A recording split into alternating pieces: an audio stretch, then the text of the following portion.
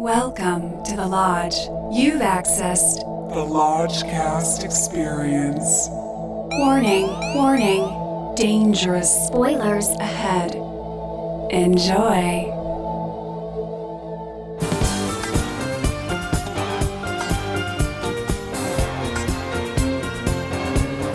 Looking for some hot takes on the Lodgecast. I need phone counting library rights. I want some hot takes in my eardrums. Watch out for salad dragons. These takes are coming in hot tonight. I want some hot takes. I need your hot takes. Hello and welcome to a most prestigious episode of Hot Takes. I'm Elijah West. With me as always is Brother Bishki. Eat the rich. We got Brother Lucas in the back. Nein, in Wutenholten. And it wouldn't be prestige season without the one, the only Brother Zach. Let the reels unspool. Oh my God. And did they ever unspool tonight? Probably Many reels. Many reels. many reels up on screen. Before we burst forth with a vomitous recollection of what we just witnessed, we got to take it to Brother Bishki. How do you get the protein as quick as possible into the bloodstream? A little schnapps. RottenTomatoes.com. In Ruben Ostlund's wickedly funny Palme d'Or winner, social hierarchy is turned upside down, revealing the tawdry relationship between power and beauty. Celebrity model couple Carl, Harris Dickinson, and Yaya, Charlbi Dean, There you go. are invited on a luxury cruise for the uber rich, helmed by an unhinged boat captain, Woody Harrelson. What first appeared Instagrammable ends catastrophically, leaving the survivors stranded on a desert island and fighting for survival, period. Wow. Okay. It's a little too much. Little info. too much from the schnapps That there. gets you 3/4 through it. That's Yeah. true. That's true. Yeah. So, there's 3 sections. The first section deals with this couple who, as we were going in, I have never seen any films by this director, but now I will see all of them. Zach was telling me this is basically like a prestige Curb Your Enthusiasm, Larry David style of discomfort that this director creates. And holy shit, you were right. Yeah. Immediately on board. This first act is all about this couple having this argument over money. And that's kind of the whole central thread of this movie is the inequality of the rich versus the poor, the ruling class versus the working class. And it all starts very small with this couple bickering. And it's pure Larry David. This is what Ostlund does. When you go back to Force Majeure, and that movie starts out on a ski trip, and an avalanche happens, and how a husband and father reacts to the avalanche is re-examined and re-examined Yes. and re-examined, and is emblematic of how his family starts to feel about him. Right. And he just keeps exploring it and keeps unwinding the onion. And then again, he does some similar things with the art world and high society in The Square, which also won the Palme d'Or. So this is very much in keeping with his world and his tone. And I think I read recently that he wants to make his next movie on an airplane. Of course. Yeah.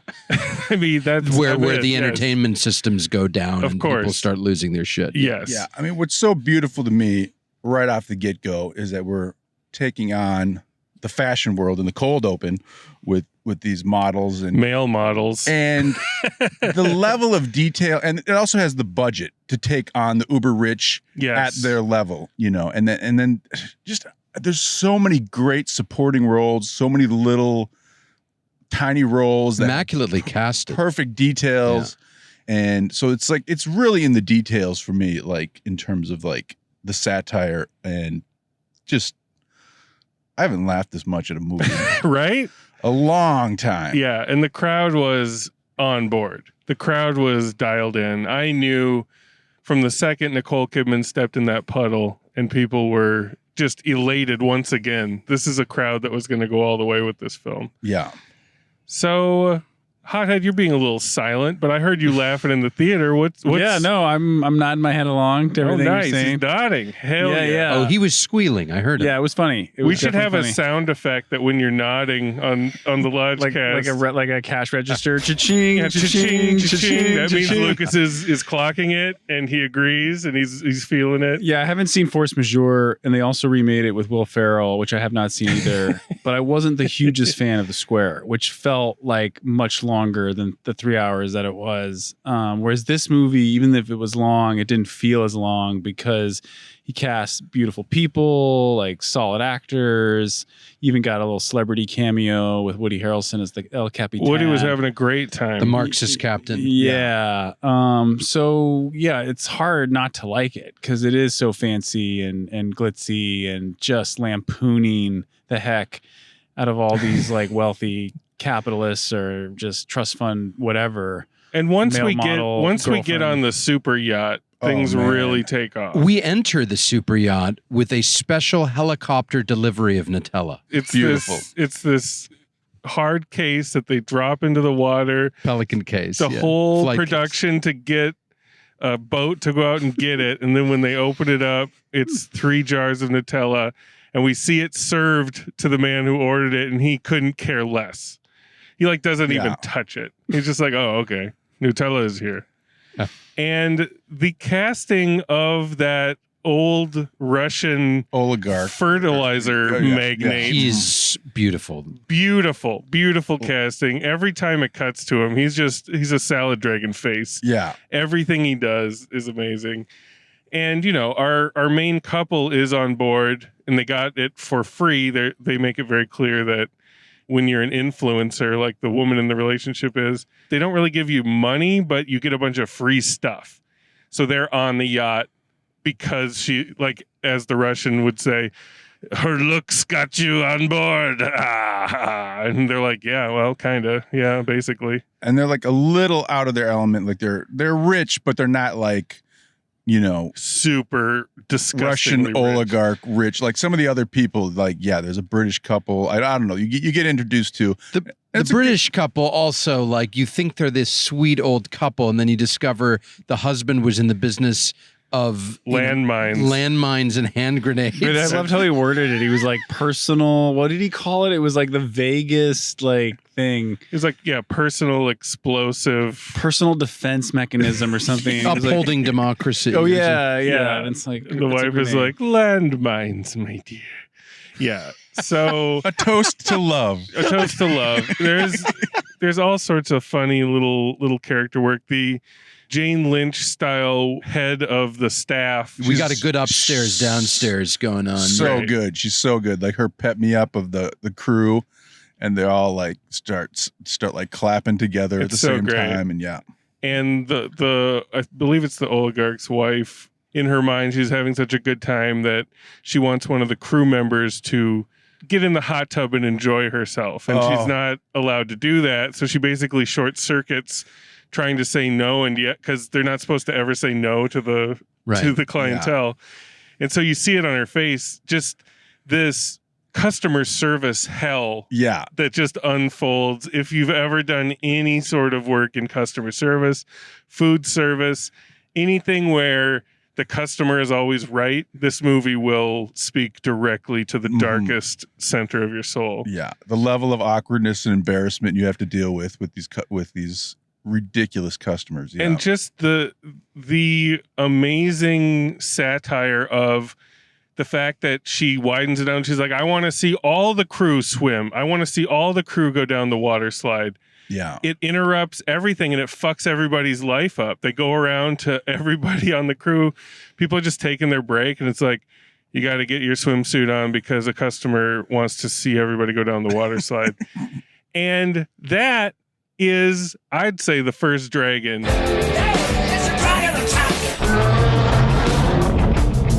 And I also need to claim it as a Bishki bathroom blooper. What? They went down a water slide? Bishki's bathroom bloopers. Sorry.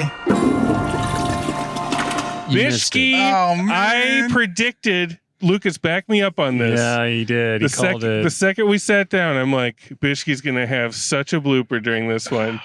And it was foretold. Bishke sauntered away. And that's when they rounded up everybody to get in their swimsuits. The entire crew gets in a line, depressed as fuck.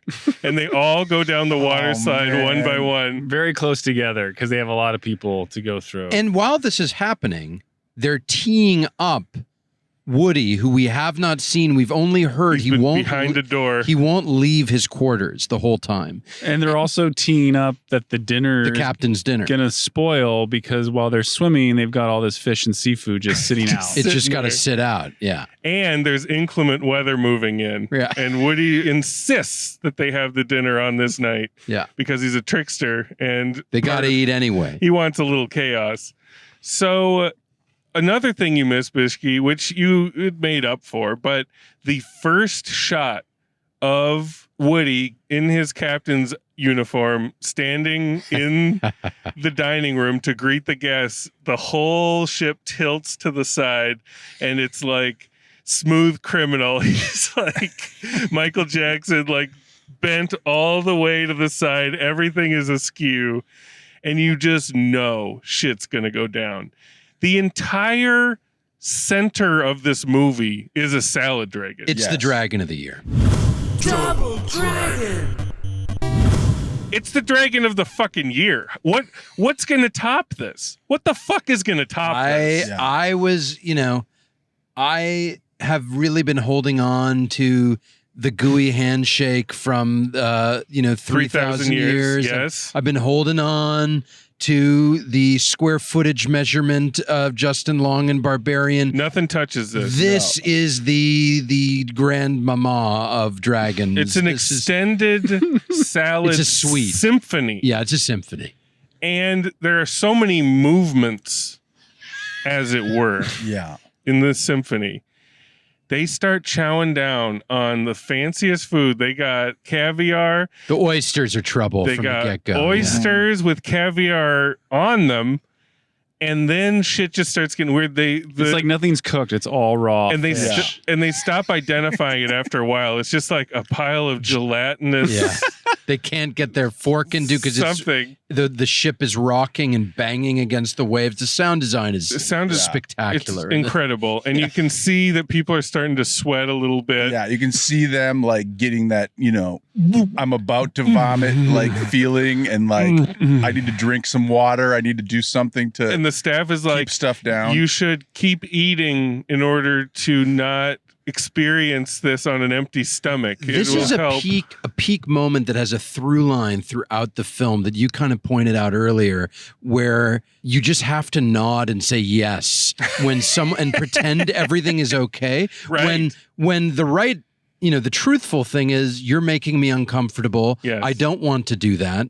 And I want to go back and complete my job. I'm going to get in trouble. But you can't say anything. So no, yes, no, yes. Yes. And then in the dinner service, it's like everyone from the guests to the staff, everything's fine. Have a ginger candy. Or just have a little more champagne. Thank you for joining us tonight. Yeah, no one's wanting to say, I'm feeling really terrible. I got to go to the bathroom right now. Like, everyone is just sitting there smiling, sweating, holding it in like, here, ma'am, why don't you just, if you eat a little something now, you'll feel better. There's someone scrubbing vomit off the window outside.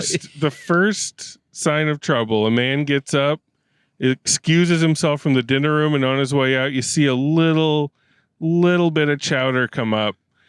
And people are kind of looking around like, oh, well, it is a yacht. People are bound to get sick. We'll carry on.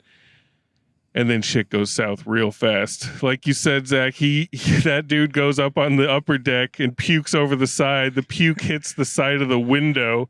And in a real nice detail, they squeegee it off the window. They squeegee it off to show that the crew still cares. The crew still cares. They're trying to clean the vomit up as quickly as possible. People just start puking. It becomes a sea-bound vomitorium. Mm-hmm.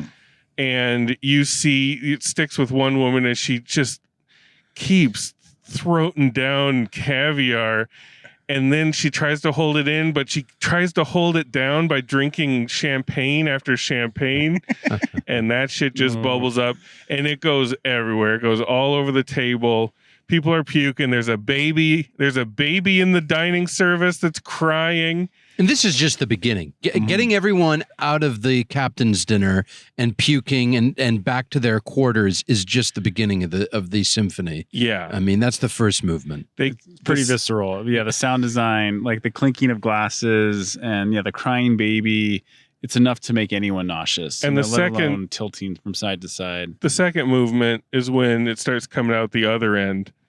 And we see sweaty people on the toilet puking and shitting at the same time. Loose breasts are flying out of undergarments. Greasy, puke-covered undergarments. A toilet blows up at one point. The power is short-circuiting, yeah. And the Russian oligarch and Woody are up in the captain's quarters locked away. Well, they're going bar for bar on capitalist versus Marxist quotables and getting just completely shit-faced with each other. And they're using the yacht-wide intercom PA system to just speak into and have their drunken argument into.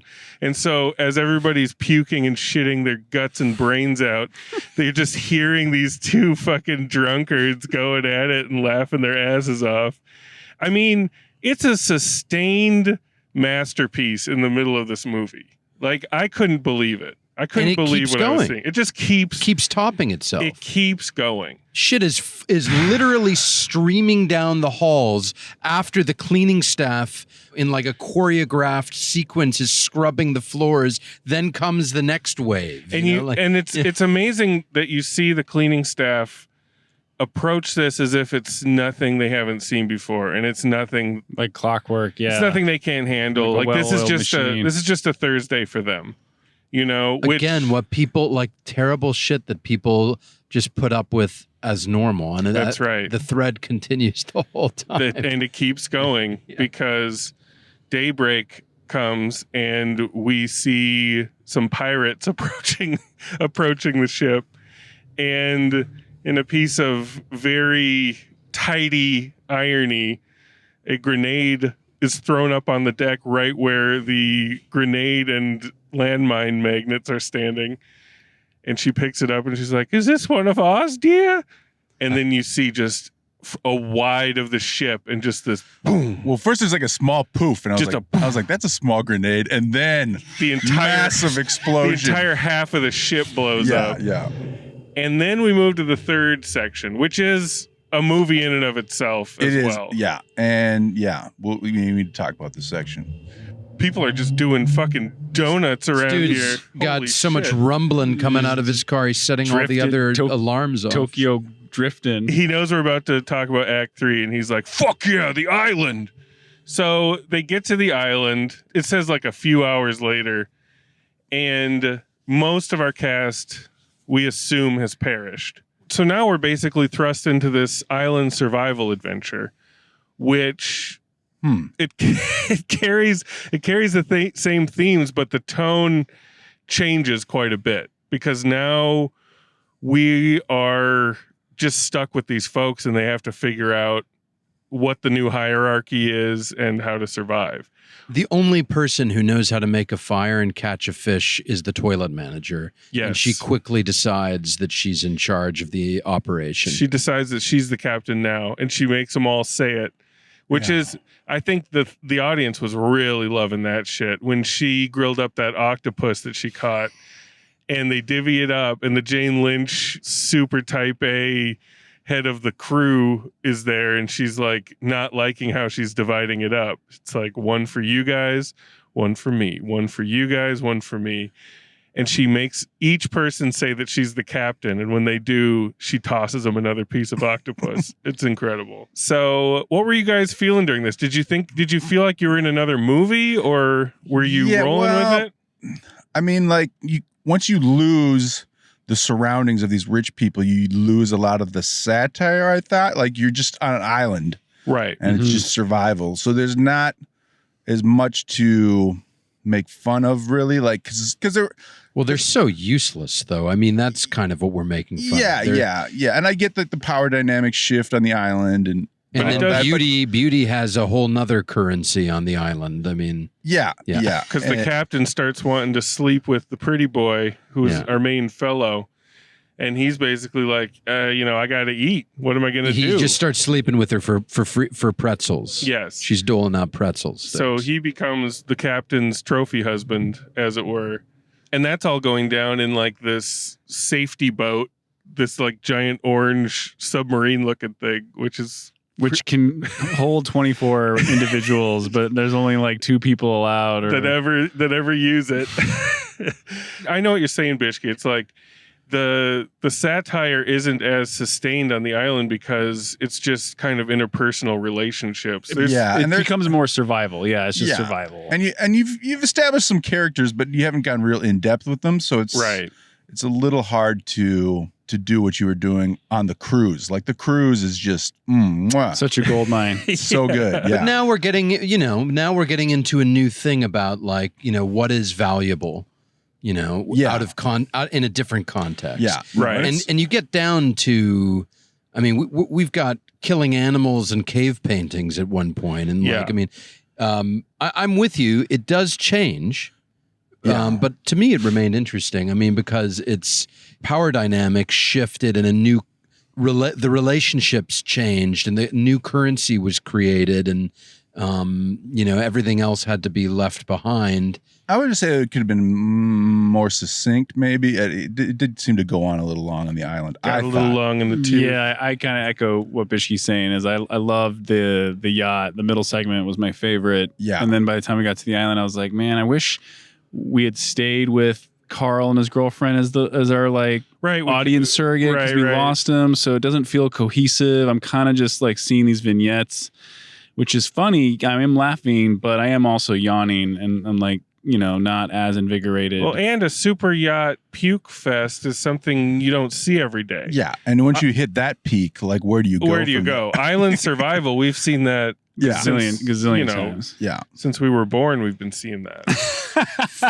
for sure. I don't totally disagree, but I do think, given the context of where we came from and how this movie has us looking at people's stature and what their value is, to now re-examine that in this new space, I think to me was very interesting and entertaining.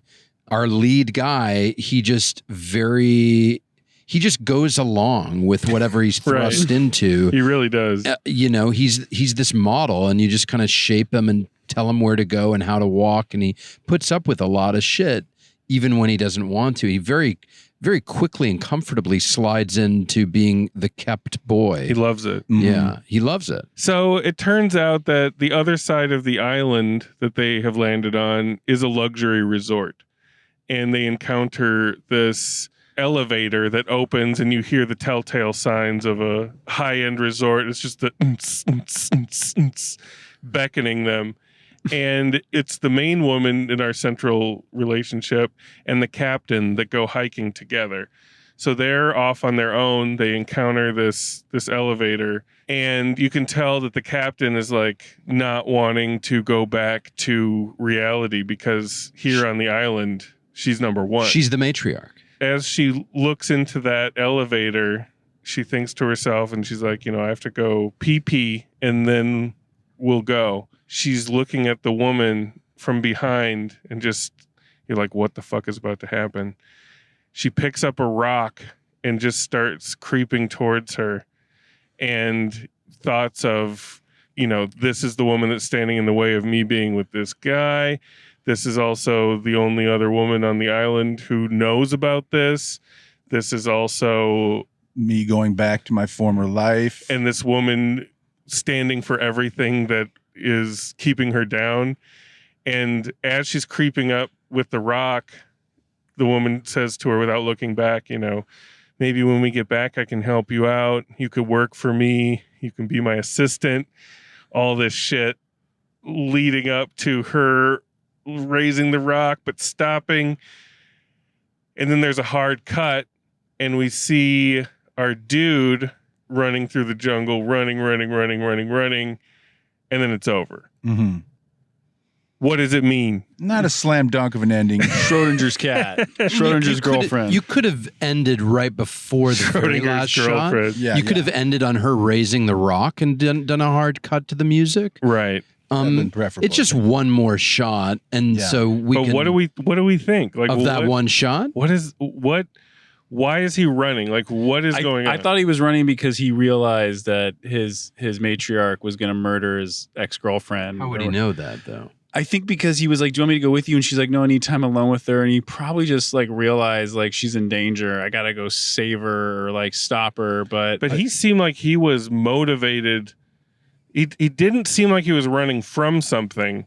I think here's what I think. Okay. There was a guy selling like knockoff watches and hats Right. that made his way over to them, and it almost felt like a dream. Right. And because we didn't know about the other side of the island then, so I thought, did he come in off a boat? They must be closer to civilization than they think. Right. And the only person that guy we see him interact with is this woman who's a recovering stroke victim who can only say one German phrase. Right. And so she's trying to get the guy to be like, hey, we need help here.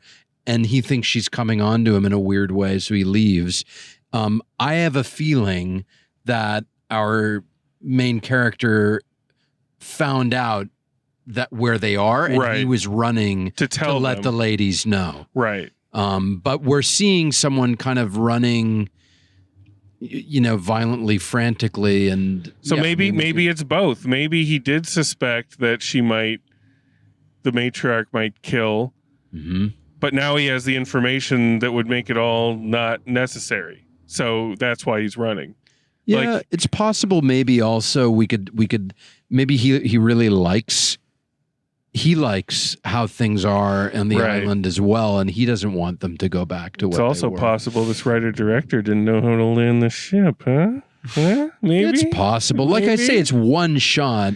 It was a smack in the face, though. When that credit came up, I was like, "Ooh, Yeah, it didn't hit. It didn't quite hit because again, had he just not had that last shot and he just ended with her raising the rock, it would have accomplished pretty much the pretty same much." thing. Yeah, I don't know. And would have been a little bit more of a sharper Maybe, finale. maybe. Okay. Well, let's find out about it in those sadness bones. I can feel it in my bones.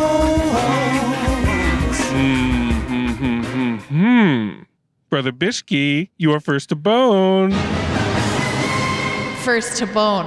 Well, first off, I just want to say rest in peace, Charlbi Dean. Oh no! Yeah. What? She passed away shortly before the movie came Who out. was this? She was Our the- lead actress. The lead Oh, actress. shit, Yeah, no. She was. What?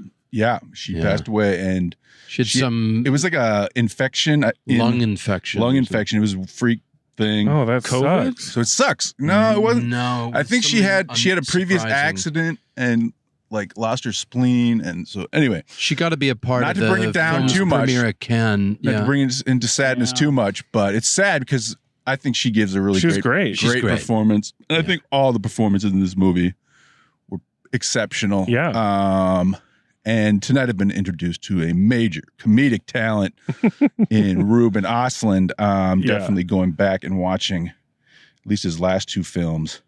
Yeah, no, the first 2/3 of this film, I was like riding high on Lodge Master and I talk of going on cruises. Oh yeah, A lot of it for the dark humor it's that getting we more and more real every day. encounter. TCM's got a cruise with Chevy Chase and Richard Dreyfuss this November. Ooh. This November? Oh shit! Yeah, no, we go a lot. We wanted to do a Christian rock cruise. I don't know. Yes. There's a lot of different cruises. I thought you were going to say you would ask the listeners, would you go on a Lodgecast cruise? Well, that's Lodge at Sea has also been an idea. Or maybe you just Venmo us money so we can go on the cruise and then do We a can go- special on Oh, there you go. location. That's a great grift. Episode. I like that. Mega grift. rich The Roger cruise. Ebert and Gene Siskel Memorial Cruise. Yes. And we'll get LT on there too. It'll be a stowaway.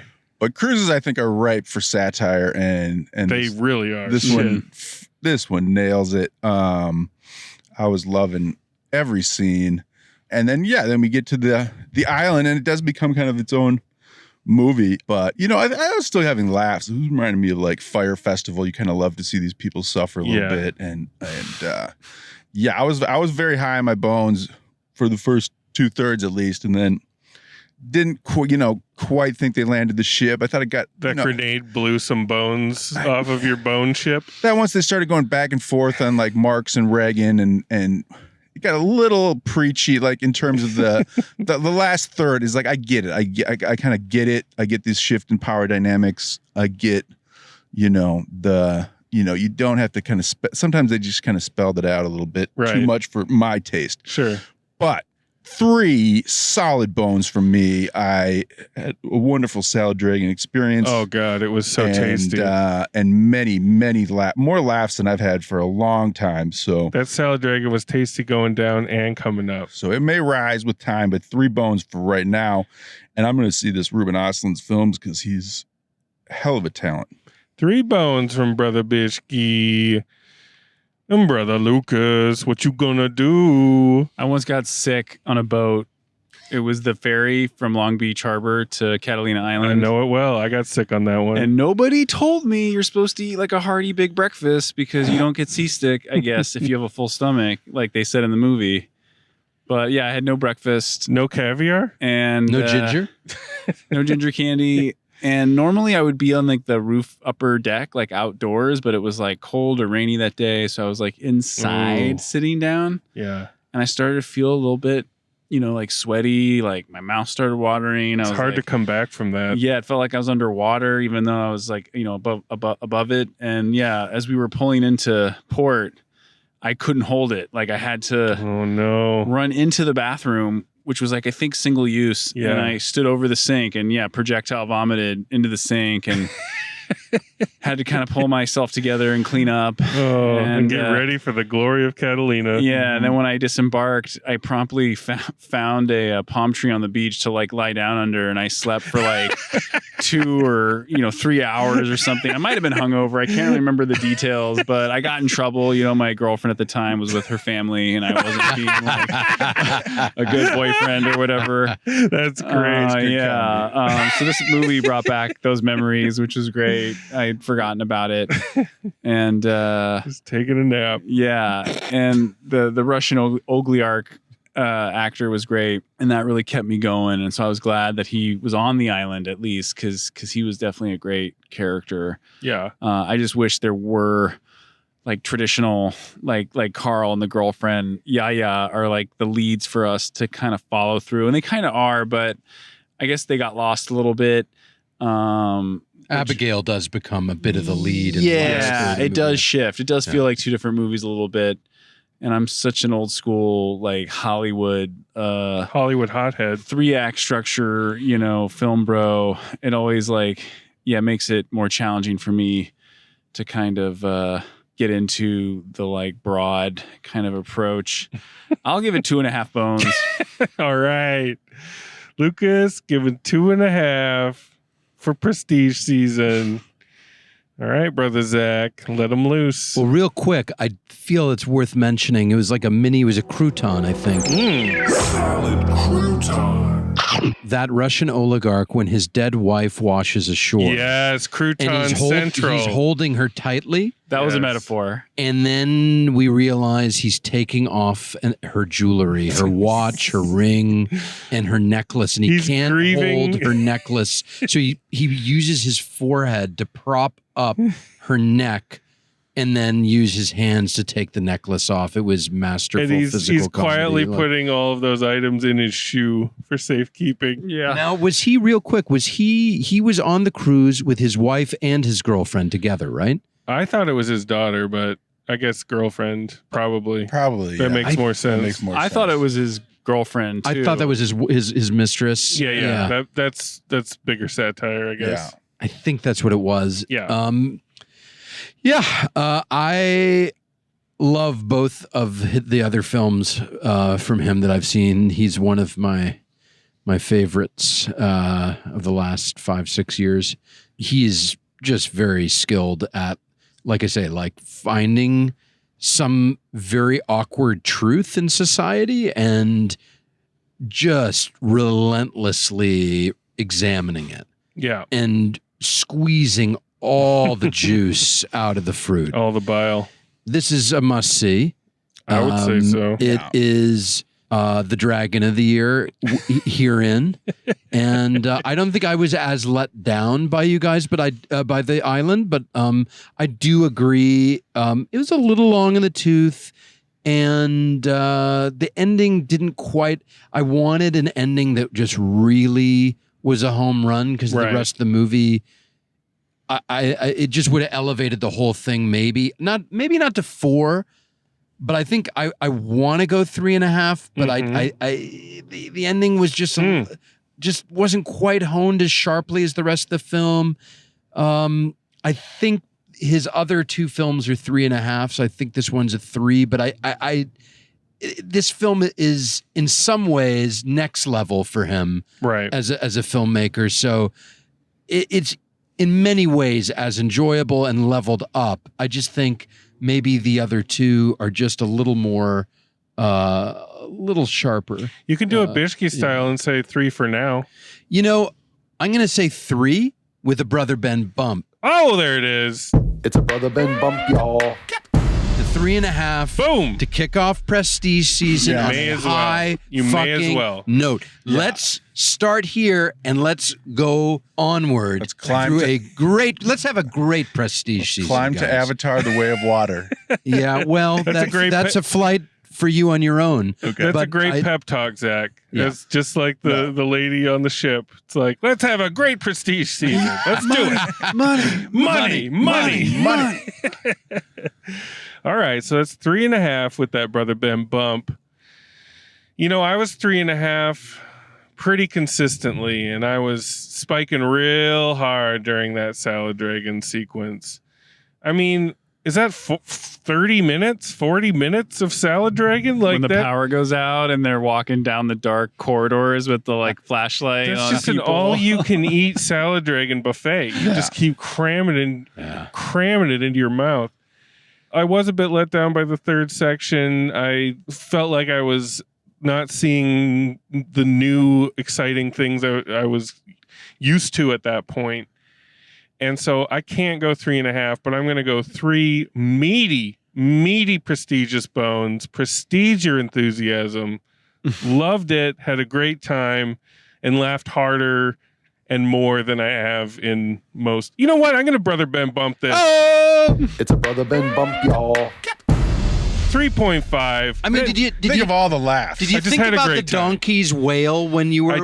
I did. Was that what got you The to donkey 3.5? sequence was great. And just the sound of the donkey for 20 minutes before we discovered what that creature was. I really can't complain too much about this film. It's 3.5 from me, folks. That's Prestige season done right. It's Prestige season launched strongly. And I can't wait to see what's next, folks. It's the Palme d'Or. Yeah, that's right. That's right. He's locked He's the in. double palm. I mean, come on. Has anyone done that before? Probably not. Yeah, I insane. think the Dardennes. I mean, there's probably. I think you got to be French to go double palm. Sure. Yeah. But he's not. Yeah. No, I'm going to schedule screenings for his next 2 films very soon. And we got many, many, many, many more prestigious films coming up. Yes, we do. And send us your money so we can take that cruise. Yeah, we're taking donations. Lodge cruise, y'all. Bitcoin, baby. Yeah, we do accept Bitcoin. Lodgecoin. Doge and Lodgecoin. Lodgecoin. You may have me interested in the blockchain for the You first may want time. to invest. Wow. You may want to invest. Lodgecoin. You've heard it here first. Once the Web3, baby. Entire crypto market has crashed, we will start Lodgecoin. That's when we swoop in. NFTs coming soon. That's right. That's right. Brother Zach, thanks for embarking on this cruise with us. Yeah, it was my Yeah. pleasure. I'll see you boys in Web3 at the virtual lodge. That's right. Love and Lodgecoin. Every time I think of you, I feel a shot right through the bug of blue. It's no problem of mine, but it's a problem of mine. Living a life that I can't leave behind. There's no sense in telling me the wisdom of the fool won't set you free. But that's the way that it goes, and it's what nobody knows. You're